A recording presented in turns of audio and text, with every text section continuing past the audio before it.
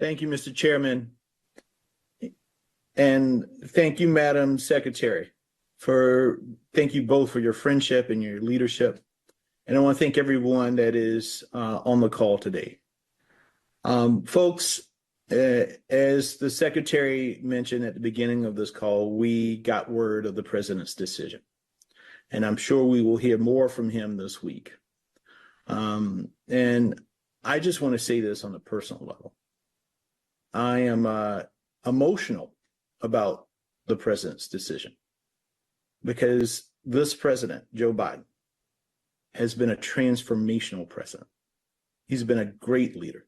He's a good man, a decent man who has done so much for this nation, but so much to see us as people, to value us, to fight for us. I think about the transformational things we have seen over the course of these past 3.5 years, from the investment into our climate, fighting against the climate crisis, helping those burdened by student loans, bringing down the cost of prescription drugs. It has been transformational as it relates to what he has done and what he has accomplished. And, I'm emotional because I am still riding with Biden. I still support my president. And we will get through this, my friends, as we always do. So I just wanted to put that on record that I love Joe Biden. And I'm so appreciative of his leadership over these years. I'm honored to speak with all of you. The Credentials Committee plays a critical role in our party and our convention. I want to thank you for your leadership in guiding this process. Again, I want to say thank you to Jim Roosevelt and Marcia Fudge. On behalf of myself and the co-chairs, I want to thank all of the credential members who have been elected in every state and territory, and the at-large PLEO members for being with us today. We also want to acknowledge everyone who is online watching the live stream of our meeting. One of my great honors as chair of the DNC is working with all 57 states and territorial Democratic parties to ensure that Democrats everywhere have the resources they need to win elections.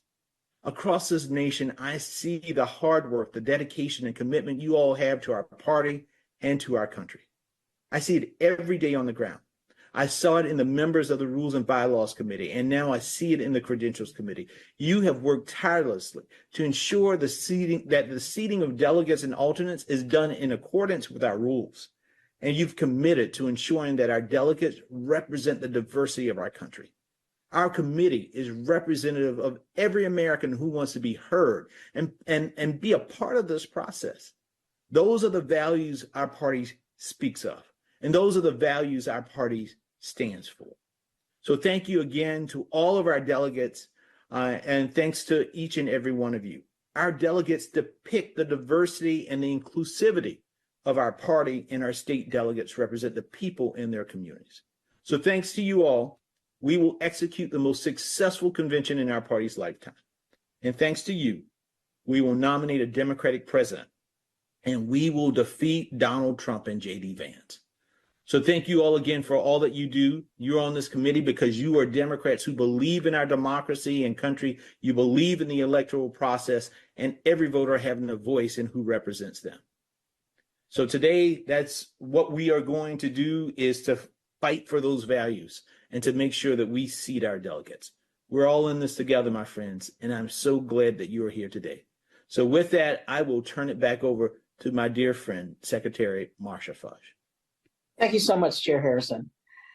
Credentials Committee members, your participation today is truly admirable and appreciated.